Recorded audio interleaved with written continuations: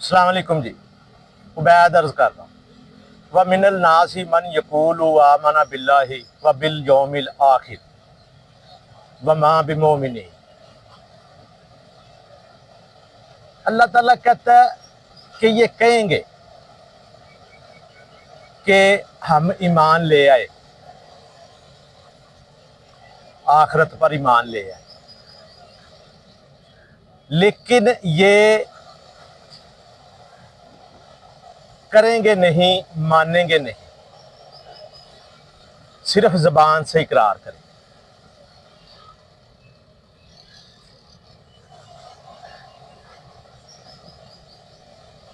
اچھا، ساری زندگی جو ہماری ہے نا، اس میں جو عذاب ہے، جو اذیت ہے، جو جہنم ہے،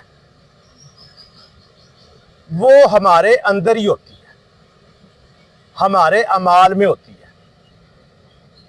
اللہ تعالیٰ اس طرح اسپیسیفک نہیں کرتا ہے کہ انسان کوئی کام کرتا ہے تو وہ اس پر اس کا عذاب نازل کرتا ہے۔ یہ بڑی گہری بات ہے، سوچنے کی بات ہے کہ اللہ تعالیٰ نے سسٹم سم وہی آپ کے اندر رکھی ہوئی ہے، انسان کے اندر، وہ وہیں سے ہی ریئیکٹ کرتی ہے۔ جب آپ ہوس زدہ اور جھوٹی کذاب پر مبنی زندگی گزارتے ہیں تو خارج سے کوئی عذاب آپ پر نازل نہیں ہوتا ہے۔ یہ جو خارجی سزا ہے نا، کہ آپ قتل کرتے ہو تو پکڑے جاتے ہو تو اس کی پھانسی لگ جاتی ہے، اس کی کوئی اہمیت ہے ہی نہیں، یہ اپنی جگہ اس کا کوئی درجہ نہیں ہے۔ اچھا، یہ جو عام طور پہ مشہور ہے کہ ہم کہتے ہیں جی وہ قاتل پکڑا جاتا ہے، قتل چھپتا نہیں ہے۔ اچھا، یہ سب کہنے کی باتیں ہیں۔ آپ اندازہ لگائیں، ہسٹری پڑھیں کہ کئی لوگوں نے جنگوں میں، کئی جو حکمران ہیں، بادشاہ ہیں، جیسے چنگیز خان ہے، ہلاکو خان، ہٹلر ہے، جنگیں لڑی انہوں نے، تو انہوں نے بڑے بندوں کا قتل، انسانیت کا قتل عام کیا۔ کوئی حق پہ ہوگا، کوئی نجائز ہوگا، کسی کو سزا مل گئی، کسی کو نہیں ملی، کوئی اپنی موت مرا، کوئی کیسے مرا۔ اچھا چلیں، یہ تو ایک بہت اوپر والی بات ہو۔ اب ہم آ جاتے ہیں بالکل انیشلی، جیسے لیاقت علی خان کا قتل ہوا، وزیر اعظم تھا۔ بے نظیر بھٹو کا سر عام قتل ہوا، ایون دین کہ وہ ویڈیو بن رہی تھی، تو ان کے قاتل کیوں نہیں پکڑے گئے؟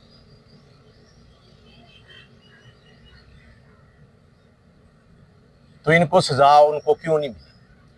اچھا، یہ کافی جو عہدے دار ہیں، ہمارے ارباب اختیار ہیں، اداروں کے سربراہ ہیں، حکومتوں کے سربراہ ہیں، اچھا یہ جرم کرتے ہیں، جرائم کرتے ہیں، جرم کرتے ہیں، گناہ کرتے ہیں، لوگوں کا حق کھاتے ہیں، تو یہ پکڑے کیوں نہیں جاتے؟ یعنی کہ ان کو گرفتاری کے بعد جس طرح پروسیس ہوتا ہے ایک زندگی کا، سزا کا، اعمال کا، تو یہ اس میں کیوں نہیں پکڑے جاتے ہیں، یا کیوں ان کو سزا نہیں ملتی ہے؟ یہ تو ایسے ہی مر جاتے ہیں۔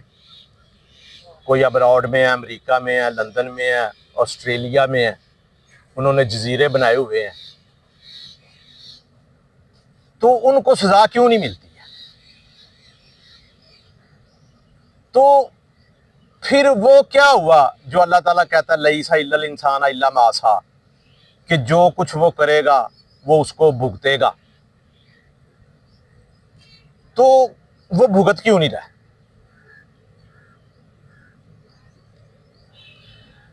خارجی سزا ملے یا نہ ملے، کئی لوگوں کو مل جاتی ہے، فرض کریں کوئی عام سا بندہ ہے، کوئی لڑائی ہوتی ہے، جھگڑا ہوتا ہے، قتل ہوتا ہے، بھاگ جاتا ہے، پکڑا جاتا ہے تو پھانسی بھی ہو جاتی ہے، پکڑے بھی جاتے ہیں۔ لیکن جو حکومت میں رہ کے جرم کرتے ہیں، یعنی کہ جو قانون بناتے ہیں، جو قانون لاگو کرتے ہیں، اصولی طور پہ تو انسان پر قانون لاگو ہوتا ہے اللہ تعالیٰ کا۔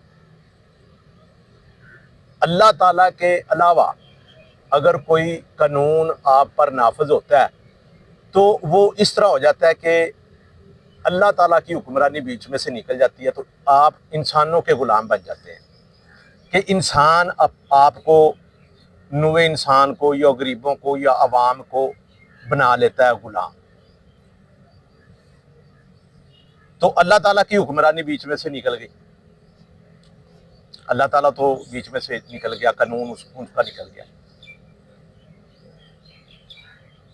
تو پھر جو قانون بنانے والے ہیں اگر وہ جرم کریں تو ان کو سزا کون دے گا؟ یہ بڑی غور طلب بات ہے۔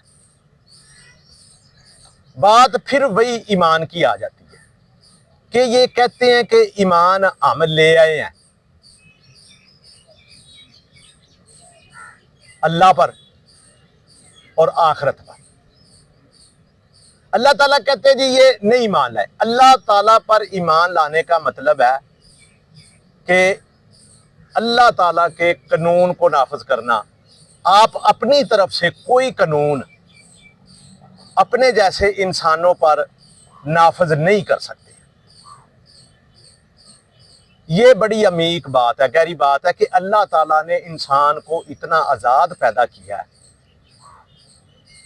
اتنا کریم پیدا کیا ہے کہ اللہ تعالیٰ کہتا ہے کہ اس پر کوئی اس جیسا دوسرا انسان قانون نافذ نہیں کر سکتا ہے، اپنا حکم نافذ نہیں کر سکتا۔